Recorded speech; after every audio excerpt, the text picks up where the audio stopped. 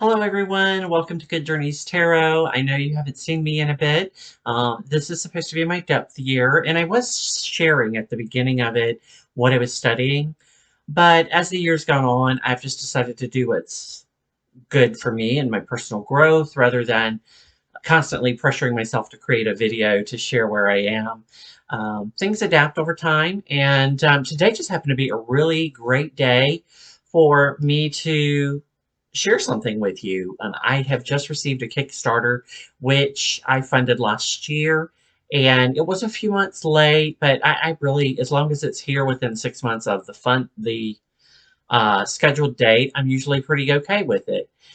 So, without much further ado, I want to introduce you to the Fyodor Pavlov, or Fyodor Pavlov. I apologize if I'm mispronouncing your name. Tarot. Um, this deck immediately drew me in because it has a very romantic feeling, and it was color coded by suit, and it is very diverse and gender inclusive, and um, it's just great representation. Now, I will go ahead and warn you that this deck does have nudity in it. It is, for me, a very sensual deck, or romantic deck, as I said. I love the backs of these cards with the gold inlaid of the stars, just gorgeous. I initially, when I read the description, thought the edges were going to be gilded, but they're not. Now, because this paper is so heavily coated, um, I don't think it will take edging very well at all. So I don't think I'm going to edge this deck. It is a little bit larger than your standard tarot deck. So here is the 5 cent tarot. Here is the other. So you can see, this might be better.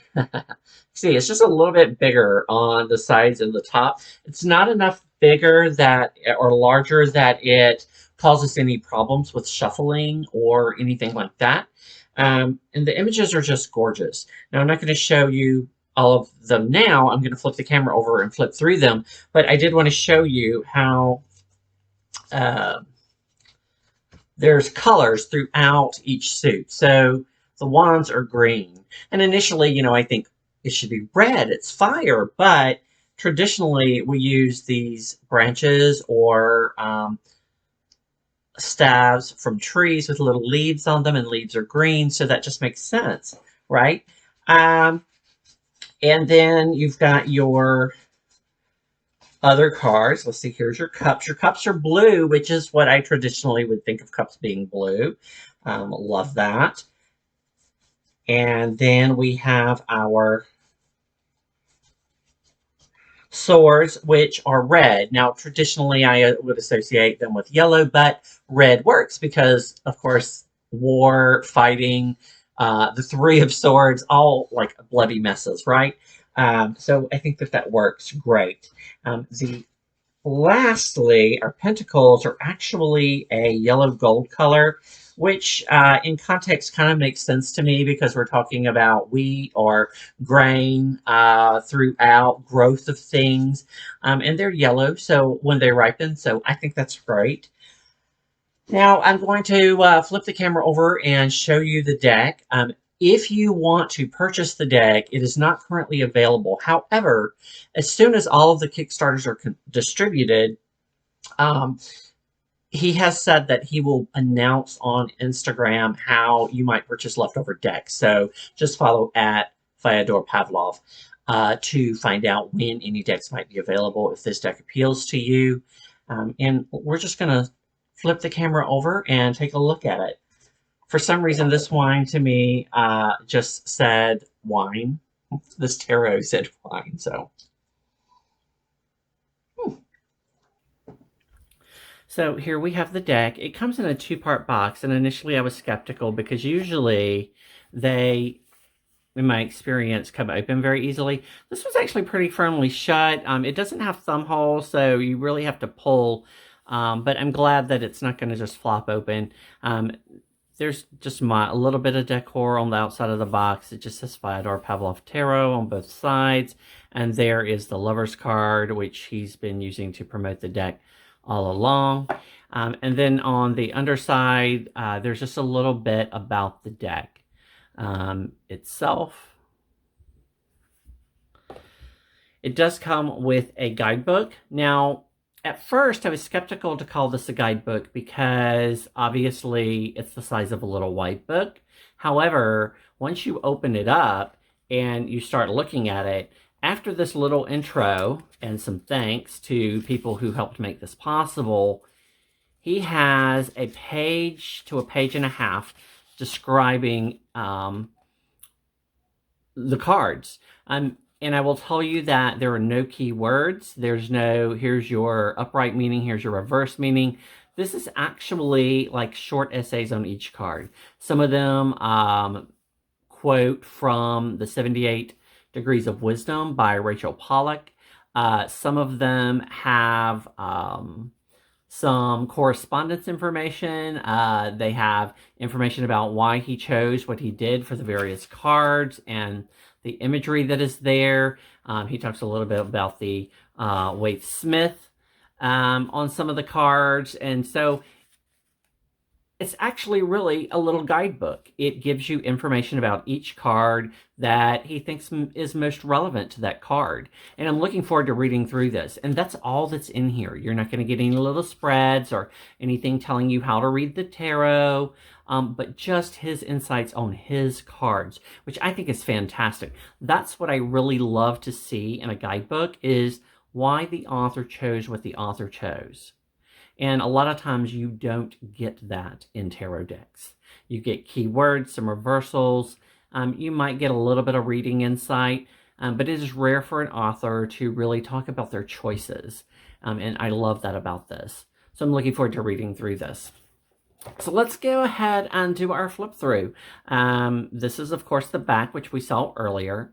The cardstock is flexible. It's highly coated, and I think it's going to shuffle really well. Here's our Fool. I'm not always a fan of the Fool as a jester. I get why they use that symbology in some decks, and I'm perfectly willing to work with it in this deck because of just how fantastic all of the other images are. There's a little cat, which you'll see in some Marseille decks. There's a Magician. A great take on the Waite Smith, or the Smith Waite. Just gorgeous. I love the celestial robe. That High Priestess opening the veil. Again, the star-strewn sky. Just gorgeous. There's our Empress. Again, nudity is in this deck.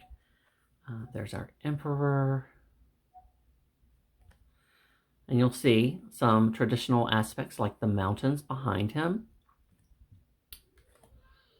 There's our Hierophant, a different angle on the Hierophant, but still pretty much the image we're used to seeing. You'll hear my kids playing in the background.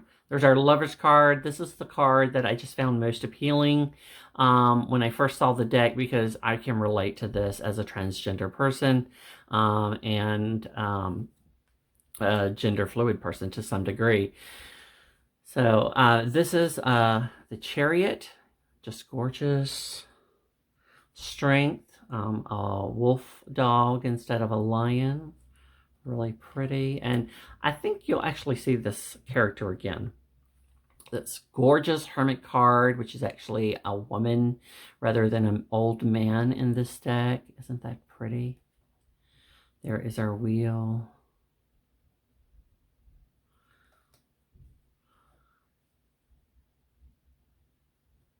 Lady Justice, the Hanged One. Okay, and here's something that I love about this. Most decks, when they depict the Hanged One, they don't draw the clothing correctly. Like, normally, they would just draw pants on the man and leave it at that. Or like in the RWS, he's hanging upside down and his clothes aren't falling down. But here they are, which is what you would expect when you see a hanged man. Just gorgeous. The Kiss of Death.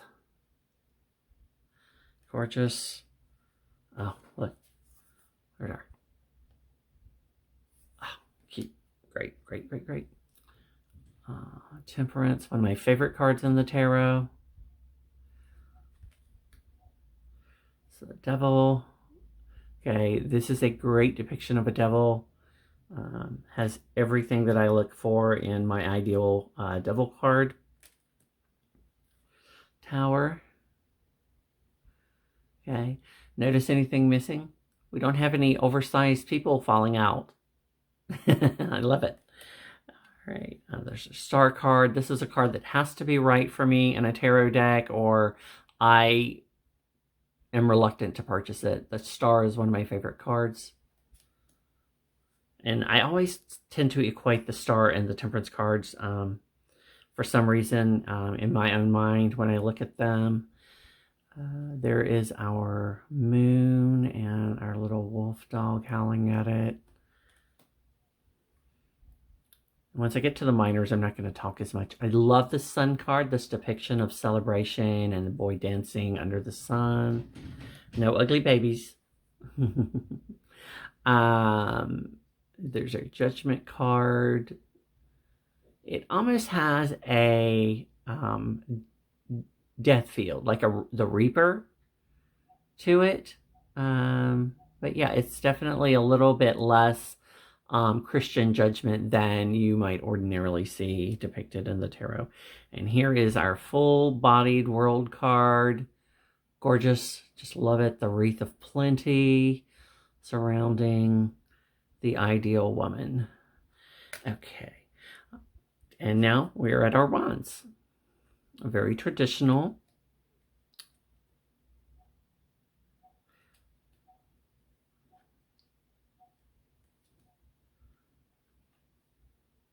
I love that the dancers are up close and personal so you can actually see them and make them out. So struggle. Okay.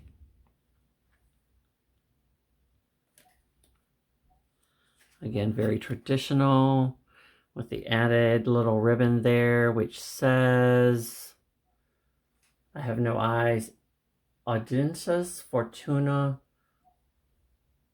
of what? I'll have to look and see what that means, but that's it. 9, 10. There's our page. A musician as the page is really cool to me because it is a card of creativity. There is our knight showing action as he should. There's our queen.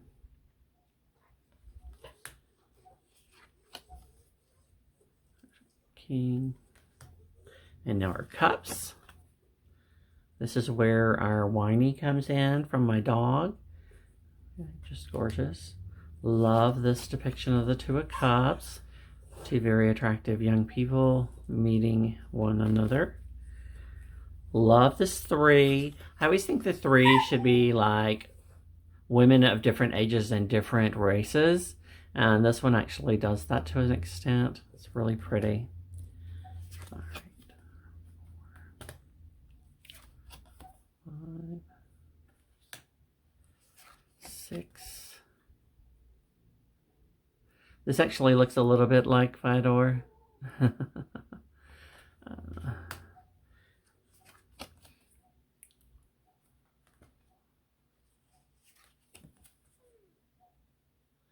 You see very Wade Smith influence in a lot of the cards.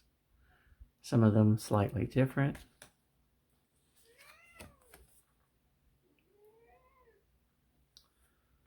There's some more diversity to women rather than a couple, male and female couple, in our 10 of Cups. Beautiful page. Romantic.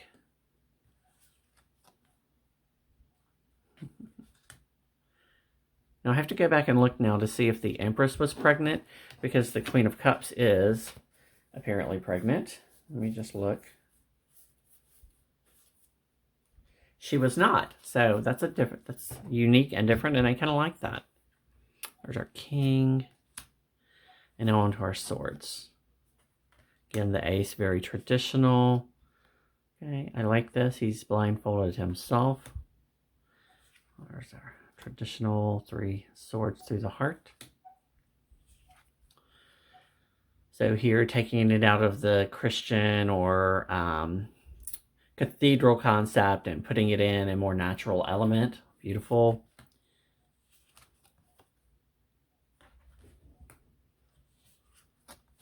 Sorry about that.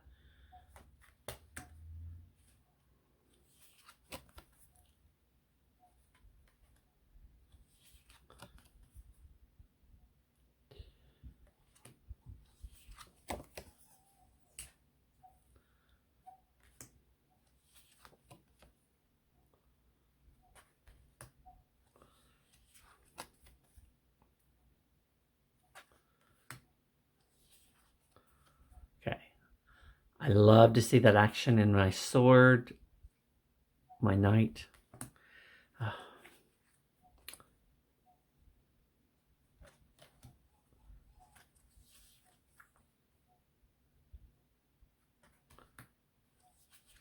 And here is our pentacles or coins.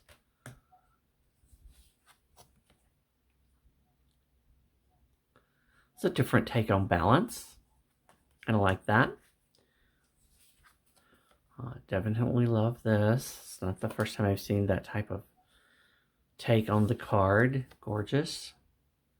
This is a little bit different. You're seeing the back rather than the front, which is actually kind of cool because she's hiding her money from someone.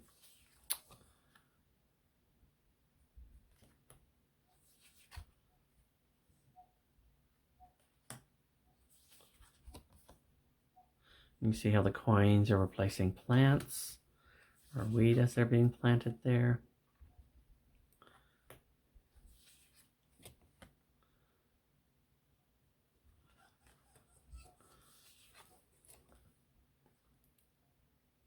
Oh, and there's, of course, family lineage with our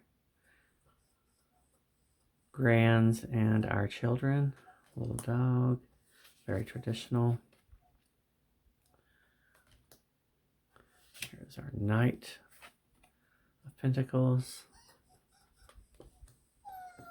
Here is our Queen and our King. So that's a walkthrough of the Fyodor Pavlov, and I'm just going to give it a shuffle here so you can see how that happens and how the cards will bend. So I am a bridger, so they actually shuffle really well. Just love that.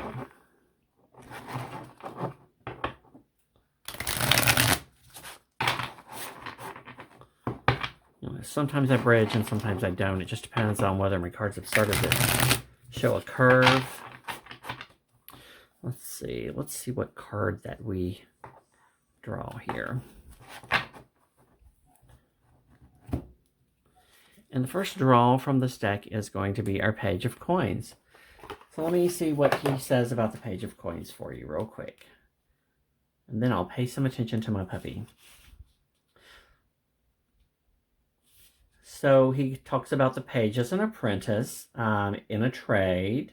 And it talks about her being full of energy, ready to apply her learning, to sow her seeds and manifest the results, basically. Let's see.